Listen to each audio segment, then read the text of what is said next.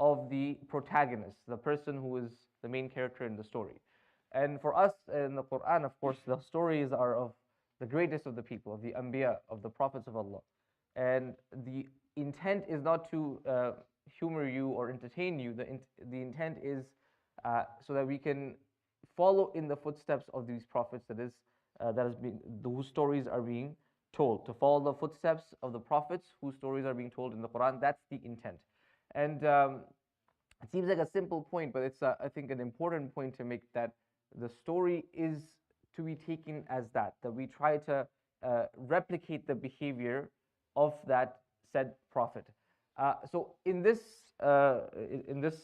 beautiful morning, inshallah. Sorry, I don't know. I was traveling yesterday, so my biological clock is a little off still. In this beautiful morning, I'll share with you the story of Musa alayhi salam, the most frequently mentioned Rasul in the Quran, and particularly Musa before he received revelation from Allah subhanahu wa ta'ala, before he was told to go to Fir'aun and ask, give him da'wah and make free the children of Israel. Now, this is when he is running away from Fir'aun. As you know, Musa alayhi salam grew up in the house of Fir'aun. He was, in a way, adopted by Fir'aun and his wife. His wife Asiya was one of the great believers, and he grew up in that house. And as he was growing up, you can imagine there's tension in the house, in the court of Fir'aun, that this Israelite is growing up in the house of the Fir'aun, of the Pharaoh. It's a cause of constant tension. And eventually that tension boils over when Musa alayhi salam had an encounter with an Egyptian where he killed him. This is in Surah AlQasas, Surah number 28.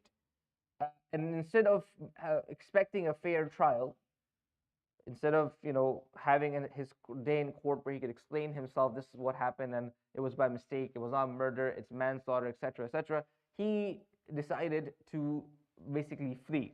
And this was on the advice of someone who was close to him, who came and told him, "Inna al-qawma ya'tamiruna bik, inna al-mala'a ya'tamiruna bika." The leaders of Fir'aun's camp, they are out to get you. They are plotting your downfall. Then run away. Inni laka minan nasihin. I am here to advise you in a good way. Right? So there's some irony there that the Israelite did not expect, one of the Banu Israel did not expect a fair trial, right? And here we are, our brothers and sisters in Palestine, there is no fair trial for them if they're ever caught in courts of the modern day Israel state, right? So the irony is not lost upon any of us. But that's not the point of our story here. The point is Musa alayhi salam runs away and he flees to a place called Madian. And this is where the story begins, and this is where I will, inshallah, tell you the story from. This is ayah number 23 of Surah Qasas. Surah Qasas is surah number 28. وَلَمَّا وَرَدَ مَاءَ مَدْيَنَ وَجَدَ عَلَيْهِ أُمَّةً مِّنَ النَّاسِ يَسْقُونَ وَوَجَدَ مِن دُونِهِمُ امْرَأَتَيْنِ تَذُودَانِ. When he came to the water of Madian, he found a group of people, yasqun, who were giving water, watering their flock. Back in the day, you would have to go someplace where there was water to get water, or to get your flock water, right? You can't just turn the tap on and there's running water. You would have to go to a place. Whether that place was a well, whether it's a pond, whether it's an oasis, that's how people lived, okay? Pre-industrial revolution. So he found this group of people where they were all watering their flock. And he found two women, tadudan, standing by the side, and they're holding their flock back. Now the flock are thirsty, the sheep are thirsty, they want to go get water, and the women are pulling them back, right? You can imagine the scene. Now Musa alayhi salam is wondering, why is it that these two women are by themselves and everybody else is getting water? So he says, قَالَ مَا خَطْبُكُمَا. He asks the two women, what is it with you two? Why aren't you getting water? قَالَتَا لَا نَسْقِي حَتَّى يُصْدِرَ الرِّعَاءَ وَأَبُونَا شَيْخٌ كَبِيرٌ. They said, we will not get water until yusdir al-ri'a. The other people, the other shepherds have, you know, have watered their flocks. And they say, and our father is a old man. Abuna Shaykhun Kabir. There's actually two meanings for this. Abuna Shaykhun Kabir. Shaykh is someone who is old. A shaykh is also someone who has lughatan in the language, but also someone who has a standing in the community, right? So they're saying it like Sha'rawi and others mentioned this that they're saying it to Musa alayhi salam as an explanation that we are here as girls getting water because our father is old. That's why we have to do the job that our father can't do. Also, they're saying, well, Abuna Shaykhun Kabir, our dad has someone who's well known. Don't try to flirt with us, right? Our father is well known here. Don't think we're just two girls. You can come and say whatever you want to them. It's an interesting, a lot of the words in the Quran, a lot of the meanings that are conveyed have these, multiple layers, and they're all complementary, right? They're not contradictory. And it's a nice thing that some of the Mufassirin mentioned. The word Allah subhanahu wa ta'ala uses here is وَجَدَ عَلَيْهِ أُمَّةً مِّنَ النَّاسِ. Yes, the word used is ummah. The word ummah is translated generally as jaliyah, like a community, or ummah, the Muslim ummah, right? The Muslim group, the civilization, sometimes is translated. But it's an interesting word because it has a lot more meaning. Raghib says, وَالْأُمَّةُ كُلُّ جَمَاعَةٍ يَجْمَعُهُمْ أَمْرٌ مَا. He says,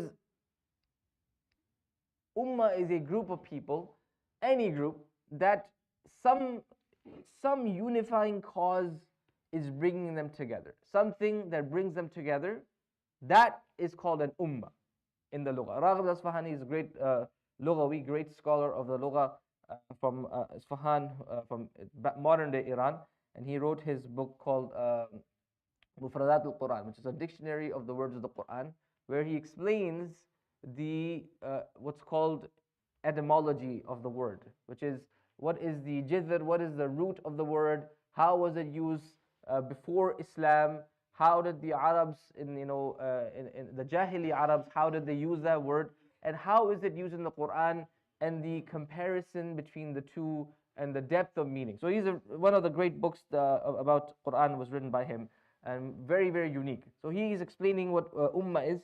He says any matter that brings the people together is that group is called ummah. And he says imma dinun wahid or zamanun wahid or makanun wahid. He says whether it's the same religion, whether it is a same place, like they all live in the same place, so they're called ummah, or they live in the same time, so they're called ummah. It doesn't matter what it is, something is bringing them together, okay? And he gives examples. Allah subhanahu wa ta'ala calls the birds, right, or the animals, he calls them ummah. وَمَا مِن دَابَّةٍ فِي الْأَرْضِ وَلَا طَائِرٍ يَطِيرُ بِجَنَاحَيْهِ إِلَّا أُمَمٌ أَمْثَالُكُمْ, right? He's calling the birds that are flocking in the sky and the animals that are walking, they're ummah, that they're all united by a common purpose. They're flying together to some place, they're crawling together, or walking somewhere together. And what's interesting is the word ummah, its root is from amma, right? And you may recognize this word in the word tayammum. How many of you know what tayammum is?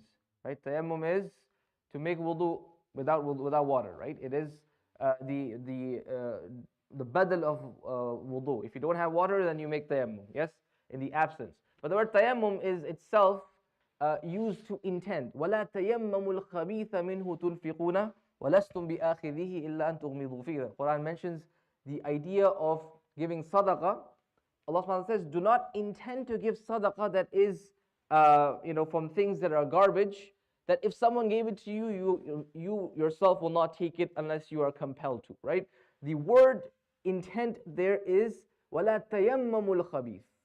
Tayammamu, from the word tayammum, from the root of ummah, because the tayammum also has the meaning of ummah, it has the meaning of intent in it. The idea is that when you make tayammum, it's an intention. You don't really get clean by rubbing your hands on dirt, right? When you're giving charity, you have to have some intent. That is the same word. I'm just trying to give you like a broad understanding of how this word is used, and it's different um, uh, derivatives are used in the Quran. This is a very powerful thing in Arabic, by the way, right? In Quranic Arabic, the sarf and the different mushtaqat, ilm al-mushtaqat, the words and its different derivatives. It's a fascinating topic. And I remember one of my old teachers when we were still learning Arabic. He would send us these. Back in the day, we would have these old websites. Now we don't have them anymore. Now you have apps, mashallah. But he would send us these old websites where you could put in a word and it gives you a whole bunch of meanings from a whole bunch of dictionaries. You see? And he would say to us, imagine if you knew Arabic, how much we can learn and how much you can understand of the Quran. I remember those emails he would send us, subhanAllah. And that was a motivating factor for a lot of us to study Arabic, to study the Quran.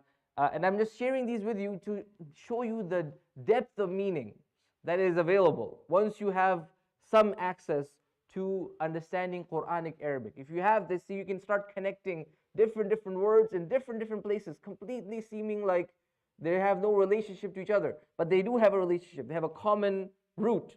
And the common root, its core meaning to intend, is applicable in the word ummah. It's applicable to the word tayammum. It's applicable to any of its derivatives that you can find. This is how the language works, and it's very powerful. SubhanAllah, then when you start to think about it in that way, it becomes very cohesive. There's a new layer of meaning, a new level of tadabbur, of contemplation that's unlocked when a person can start to think at that level. Right? So I wanted to share that with you always because I feel that's a very important aspect, and I don't think we emphasize that enough. I think we emphasize speaking Arabic and having Arabic medium things, which is, has its place. But this is actually, in my opinion, the real stuff, right? Where if you can start to connect the Quranic Arabic in your mind to other words and other meanings, that's when the depth of the kalam of Allah starts to open up to you. And that's when the appreciation of it. You hear people, they would hear the Quran, they're crying, they would hear the Quran and, it moves them, right? It doesn't happen on a surface level. It happens on a deep level, right? And this is that depth, perhaps, that we can try to aspire to so that it can also move us. So that's just a quick tangent. فَسَقَى لَهُمَا Musa alayhi salam takes the flock from these two girls and he gets them water. Okay. ثم تولى إلى الظل فقال رب إني لما أنزلت إلي من خير فقير. What time is it that we have breakfast? Sorry, I don't want to go over time. 7. Was it 5 more minutes? Okay. You're saying 7:10. I'm saying right now. Okay. All right. Then he goes to under the shade of a tree and he makes a very beautiful dua. He says, ربي إني لما أنزلت إلي من خير فقير. Anybody looking to get married? Make this dua. The dua is, oh my Lord, I am in dire need of anything you send to me. I am faqir. For whatever you send to me, I am in need of it. Any khair you send me, I am in need of it. فَجَاءَتُ إِحْدَاهُمَا تَمْشِي عَلَى اسْتِحْيَاءٍ. One of the two girls came to him as he is, lying in the shade. تَمْشِي عَلَى اسْتِحْيَاءٍ. She is walking with a sense of haya. Haya is one of those words, in all honesty, I don't think there is a good translation of it in English. I've asked a few people, I've looked myself, someone who has studied Arabic and tries to do a good job translating. Honestly, I still haven't found a good translation of haya. Haya, the concept is you are able to reserve what is naturally apparent, right? Naturally, a woman has a sense of beauty, right? Haya is for her to preserve that and withhold that, not because she's afraid of it or shy of it, but because that is a preservation of it to prevent someone else from being unnecessarily attracted. That's from a perspective of a girl. From a perspective of a man, haya as well is, it's natural for a man to extend himself beyond, right? It's natural in many ways for a man to flirt and to, show his what he has. Haya for the man would be to contain that, right? To contain that to the point where it doesn't become a point that is flaunted to the public. So tamshi ala istihya, she's walking in a way that she's hiding her beauty. She's hiding the things that may attract others towards her. قالت إن أبي يدعوك ليجزيك أجر ما سقيت لنا. My father is calling you to give you some, I'll give you a reward for what you have done for us. You watered our flock, we want to give you a reward. فلما جاءه وقص عليه القصص قال لا تخف نجوت من القوم الظالمين. Musa alayhi salam accepts the offer, goes to the father, tells him the story. The father says, don't worry, you are safe here. The wrongdoing people are not going to come to you, right? He tells him the story of Fir'aun, how he was being pursued for this case, and how they probably will not give him, justice. And this man assures him that you'll be fine. In the tafsir books, they mention this was Shu'aib alayhi salam, right? Shu'aib alayhi salam lived in Madian, but in reality, we don't have any proof of this, right? And the Mufassirin say something that is not necessarily proof. That's, for something to be definitive proof, you have to have either something from the Quran or something from the Hadith or something that is more than just Isra'iliyat. Isra'iliyat is what's found in the Bible, right? The Mufassirin would reference what's found in the Bible quite often. And that's not evidence necessarily historically, right? Because as we know, it's not been preserved to that level. So we don't actually have any first source or first level proof that this is Shu'aib alayhi salam, but secondary sources say it is Shu'aib. Either way, that's not the point of the story. قالت إحداهما يا أبت استأجره إن خير من استأجرت القوي الأمين.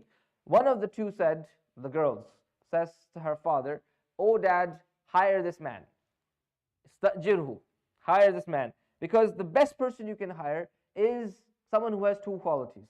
He's strong and they are trustworthy." Right? I was listening to a workshop where they said that you can draw a matrix, okay, for any employee, and you can judge them on these two characteristics: their will and their skill. Yes? And you can kind of map the idea of will and skill to Qawiyul Amin here as well, right? Will is someone who's, are they motivated to do something? Skill is, do they have the skill to do it? The best employee is who has the will and the skill, mashallah. This is a 10 out of 10, right? They will do the job and they will do it well, right? And the worst is the one who has no will and no skill. This is a miskin. They're just collecting a paycheck. And someone who has some will but no skill, you can work with them, because you can train them, that's okay. And the scenario, which is very difficult, is someone who's skilled but doesn't want to do work, right? So this is a interesting discussion. Al-Qawiyul Amin, same idea of the matrix here, right? Of that matrix. Al-Qawi, you would say, is someone who has the skill, right? Quwwa, strength. In the case of flock, you need to be strong to be able to, take them around. You need to be strong to wrestle away the other shepherds to give you water, to get your water. Al-Amin is trustworthiness, way more than just will. It's someone who you can trust, right? Trust with your property, trust with the job. So the same idea applies here. And there's also a really beautiful lughawi aspect here, which is al-qawi al-amin, not inna khayra man istajarta qawiyyun aminun. It's not nakira, it's ma'rifa, right? It has an al. And the reason for that is to create the meaning of exclusivity, right? Is to create the meaning of this is ad-deenun nasiha, an-nasiha. The whole deen is to give advice that is sincere, right? Exclusivity is built. So she's trying to say this is a really difficult person to find, someone who has both qualities, and here we've stumbled upon this person. What does this man say? He says, "Inni uridu an unkihaka ihda ibnatayya hatayni ala an ta'jurani thamaniya hijaj." MashaAllah. It's a very wise man. He says to Musa alayhi salam, "I want to marry you one of my two daughters." The condition, the mahar here is, You have to serve me for 8 years. Serve me 8 years as a shepherd. When I have to go meet my father-in-law, I have to mentally prepare myself.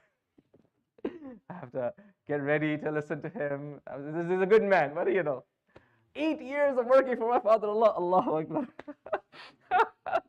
It's a joke. Don't tell my wife. Okay. فَإِنْ أَتْمَمْتَ عَشْرًا فَمِنْ عِنْدِكَ. If you are able to do 10, then that is something that you are doing from yourself. وَمَا أُرِيدُ أَنْ أَشُقَّ عَلَيْكَ سَتَجِدُنِي إِنْ شَاءَ اللَّهُ مِنَ الصَّالِحِينَ. I don't want to make your life difficult. You will find me from the righteous. قَالَ ذَلِكَ بَيْنِي وَبَيْنَكَ. He said, this is between me and you, meaning I agree. Okay? This is a way of saying I agree to the terms. أَيَّمَا الْأَجَلَيْنِ قَضَيْتُ فَلَا عُدْوَانَ عَلَيْهِ. Whichever the two terms I fulfill, 8 years or 10 years, فَلَا عُدْوَانَ عَلَيْهِ. Udwan is from the word adu. Yes, adu is an enemy, but adu is someone who crosses a line, right? Allah subhanahu wa ta'ala says, تِلْكَ حُدُودُ اللَّهِ فَلَا تَعْتَدُوهَا. These are the boundaries of Allah. Do not cross them, right? So udwan is crossing something, or in the context of a contract, is to not fulfill the terms of the contract, right? Now you have, breached the contract. Thank you, that's the word. فَلَا عُدْوَانَ عَلَيَّ. As long as I fulfill 8 or 10, I have fulfilled, I have not breached the contract. وَاللَّهُ عَلَى مَا نَقُولُ وَكِيلٌ. Allah is a witness of what we've done. Now, 2 quick points to note here. Number 1 is how amazingly Allah subhanahu wa ta'ala answered the dua of Musa alayhi salam. Musa alayhi salam came to Madian, not having a house, not having a family, not having anything really, like just the clothes on his back, no food, no job, nothing. A stranger in a strange land. Yes? And he made this dua, Rabbi inni lima anzalta ilayya min khairin faqir. Oh Allah, whatever good you send me, I am in need of it. And Allah subhanahu wa ta'ala gave him a family, gave him a job, gave him a house. Everything was given to him in the same story, on the same page of the Mus'haf, subhanAllah. This is how Allah subhanahu wa ta'ala answers, right? And this is perhaps why I said, not half jokingly, but very seriously as well, that this is a dua that someone who's looking to get married, they should make. Because everybody should make this dua, because the dua is generic. أَنزَلْتَ إِلَيَّ مِنْ خَيْرٍ فَقِيرٍ. Any khair you give me, I am in need of it. All of us are in need of Allah's khair. But specifically, someone who's looking for the khair of getting married, and Lord knows it's very hard to get married right now, that is the khair that you need more than anything else. And Allah subhanahu wa ta'ala, inshallah, will help you in it. Make dua, seek the help of others around you. May Allah make the matters easy. But the point of the story, the shahid, is how quickly Allah answers the dua. So do not ever give up hope in Allah's His mercy and His dua, in making dua to Him. That's number 1. Number 2 is, do you notice there's 2 girls, yes? The whole time Allah subhanahu wa ta'ala mentions min dunihi imra'ataini tadhudan. Imra'ataini tadhudan. Okay, 2 girls or 2 women who are holding their frock. Then qalata, they both said. Okay, then ja'atu ihdahuma, one of the 2 came. Qalat ihdahuma, one of the 2 said, yes, inni uridu an unkihaka ihda ibnatayya hatayn. I want you to marry one of my 2 daughters. Yes? Do you notice it's always ambiguous? Allah subhanahu wa ta'ala did not mention which of the 2 said what, which of the 2 said, come to meet our father, which of the 2 said, father, hire him, which of the 2 was proposed by by Shu'aib alayhi salam, or by the person in the story, and which of the 2 did Musa pick? Did you notice that? In the whole story, it is what's called mubham, right? It's ambiguous. It's kept ambiguous, or it's kept hidden by design. Yes or no? It's a subtle point in the Quran, right? And this is actually a very important point, that the personal details here are not the important part of the story. It's not important which of the 2 girls Musa alayhi salam chose, right? Does it change the story? No. Does it add any value to the story? No. Does it make it more of a qissa where we can put ourselves in the place of the protagonist and follow their steps? It doesn't. These details are irrelevant, right? For our perspective, right? And also, it's none of our business to know. More importantly, As the Prophet ﷺ said, that one of the best things, right, min husni Islam al-mar'i tarkuhu ma la ya'nihi, right? From the beauty of a person's Islam, from their adherence to the faith, is to leave things that is none of their business. Is none of our business in this particular instance. Who did Musa alayhi salam pick of the two girls to get married to? You see? And this is a lesson that's been taught here in the from the story of Musa alayhi salam. We know a lot about the life of Rasulullah sallam because we know all the Ummahat al-Mu'mineen. We know all of his wives, we know all of the narrations, we know all the stories. But the other prophets and the other Sahaba, for example, and other great people, their personal lives are kept personal, right? And people's personal lives should be kept personal. People have this tendency to interfere, to ask, to stick their nose where it doesn't belong. Yes, this is part of our cultures very, very frequently. But what this story is teaching us is that there's boundaries, you have to respect that, and in fact, some of it is not any of your business, and you should not even concern yourself with it. And this is a point, inshallah, that will end. I know I'm over time here. Sorry for keeping the breakfast from you, but I hope this was beneficial. The story of Musa alayhi salam and the two girls, to make dua and to never lose hope, to hopefully inspire you to think about these stories of the Quran and ponder them, to dive deeper into the beautiful Arabic that is there in the Quran so we can connect and reflect. We ask Allah subhanahu wa ta'ala to give us the tawfiq to understand the Quran and Sunnah and to implement it in our lives. وجزاكم الله خيرا. صلى الله على محمد وعلى آله وصحبه أجمعين.